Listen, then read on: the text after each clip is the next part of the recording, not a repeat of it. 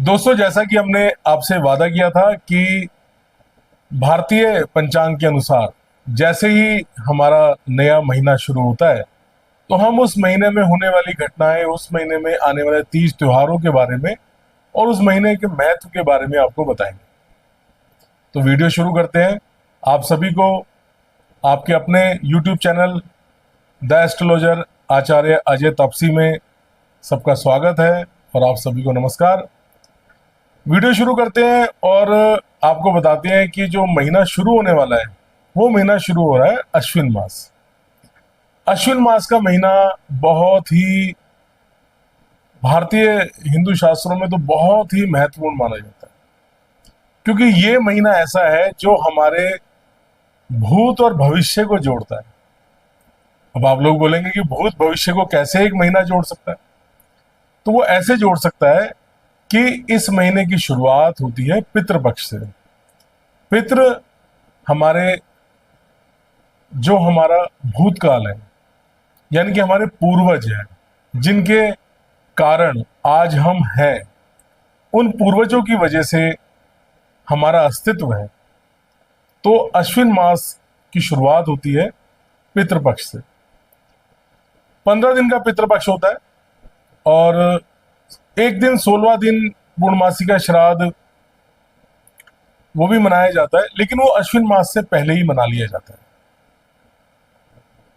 इसके अलावा पितृपक्ष, जैसा कि आपको पता है कि हमारे पूर्वजों को हम उनकी जो मृत्यु होती है उस डेट के अनुसार उनका श्राद्ध करते हैं, तर्पण करते हैं, उनके लिए दान करते हैं, उनका पूजन करते हैं। इसके अलावा यदि किसी कुंडली में काल सर्प दोष, पितृदोष, पैतृक दोष, शनि से बनने वाले कुछ भयंकर कष्टकारी दोष, राहु केतु से बनने वाले कुछ जटिल और असाध्य दोष, उनके निवारण के लिए, पूजा करने के लिए बहुत ही उत्तम समय होता है। यदि अश्विन मास में हम पितृपक्ष में किसी जलीय स्रोत के पास, नदी, तालाब या किसी पवित्र सरोवर के पास हम पितरों के लिए तर्पण करते हैं, पूजा करते हैं, दान करते हैं, तो बहुत ही शुभकारी माना जाता है। पितृपक्ष के बाद आप सभी को पता है, हम लोग पूरे साल जिस चीज का इंतजार करते हैं वो होता है हमारे शारदीय नवरात्रे। शारदीय नवरात्रों में हम माँ के 9 रूपों की उपासना करते हैं। बहुत सारे विद्वान, या ये कहें कि जो भक्त हैं, धर्म प्रेमी हैं, शक्ति के उपासक हैं, वो इस समय का पूरे साल इंतजार करते हैं, क्योंकि ये जो शारदीय नवरात्रे होते हैं ये वो समय होता है जब हम यदि 1 मिनट भी माता की भक्ति करते हैं तो उसका फल हजारों गुना ज्यादा मिलता है। इस दिन माता खुले दिल से अपने भक्तों को आशीर्वाद देती है, अपने भक्तों के लिए अपने दरबार के द्वार खोल देती है। नवरात्रों के साथ ही शुरुआत होती है हमारी एक बहुत ही विस्तृत और जिसे हम कह सकते हैं एक बहुत विराट, हमारी जो संस्कृति है उसकी एक बहुत बड़ी धरोहर है, और वो है रामलीला। नवरात्रि, शारदीय नवरात्रों के 9 दिन रामलीला होती है और 10वें दिन दशहरे का पर्व मनाया जाता है। दशहरा आप सभी को पता है, धर्म की जीत का प्रतीक है, अधर्म की हार का प्रतीक है, सत्यमेव जयते का प्रतीक है दशहरा। इसके साथ ही अश्विन मास में एक और बहुत बड़ा पर्व आता है, वो होता है शारदीय पूर्णिमा। शारदीय पूर्णिमा वो दिन होता है जिसके लिए कवियों ने ना जाने कितनी पंक्तियां लिखी हैं। इस दिन चंद्रमा अपने एक विराट वैभवशाली रूप में होता है और इसी दिन हमारे लिए परम पूजनीय भगवान वाल्मीकि जी का भी जन्मोत्सव होता है। तो बहुत ही शुभकारी होता है ये अश्विन मास।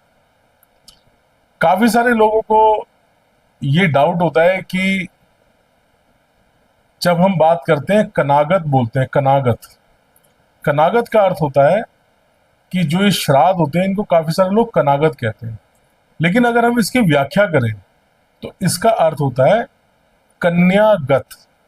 कन्यागत का क्या मतलब है? कन्यागत का मतलब ये होता है कि सूर्य कन्या राशि में गोचर करते हैं अश्विन मास में। तो जैसे ही सूर्य कन्या राशि में गोचर करने लगते हैं तो श्राद्ध यानी कि पितृपक्ष आरंभ हो जाता है। तो कितना सटीक है, आपने देखा कि एक एक दिन जो है जुड़ा हुआ है।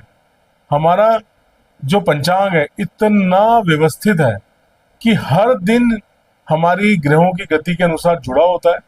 और सभी को पता है कि पंचांग या कैलेंडर तो ग्रहों के साथ जो हमारी सापेक्षता है, जिसे रिलेटिविटी कहते हैं, उसके अनुसार टाइम को मापने की विधि ही होता है।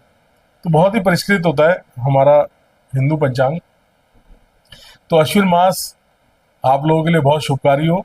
बहुत सारी इसमें गतिविधियां होती हैं। पितृपक्ष में आप अपने पूर्वजों को खुश करके आशीर्वाद ले सकते हैं। उसके बाद माता के 9 दिन नवरात्रि और दुर्गा पूजा, जो एक ऐसा फेस्टिवल है जो पूरी दुनिया में मनाया जाता है। जिस तरह से गणेश उत्सव मनाया जाता है, ठीक उसी तरह से दुर्गा पूजा पूरी दुनिया में मनाया जाता है। शक्ति की उपासना का ये महीना होता है। तो जैसे मैंने आपको शुरू में कहा था कि हमारे भूत और हमारे भविष्य है। भूत यानी कि हमारे पितृ, हमारे पूर्वज, उनको खुश करके हम आशीर्वाद ले सकते हैं। और भविष्य यानी कि हम माता से कामना कर सकते हैं। भगवान राम की रामलीला इसमें होती है। हम भगवान राम से कामना कर सकते हैं कि वो हमें भविष्य में आने वाली कठिनाइयों, परेशानियों से बचाएं और हमें अपना आशीर्वाद प्रदान करें। तो वीडियो को बस यहीं विराम देता हूं और आप सभी को अश्विन मास की ढेर सारी शुभकामनाएं। माता के आशीर्वाद से, आपके पूर्वजों के आशीर्वाद से, भगवान राम की कृपा से आपके लिए अश्विन मास ढेर सारी खुशियां लेकर आए।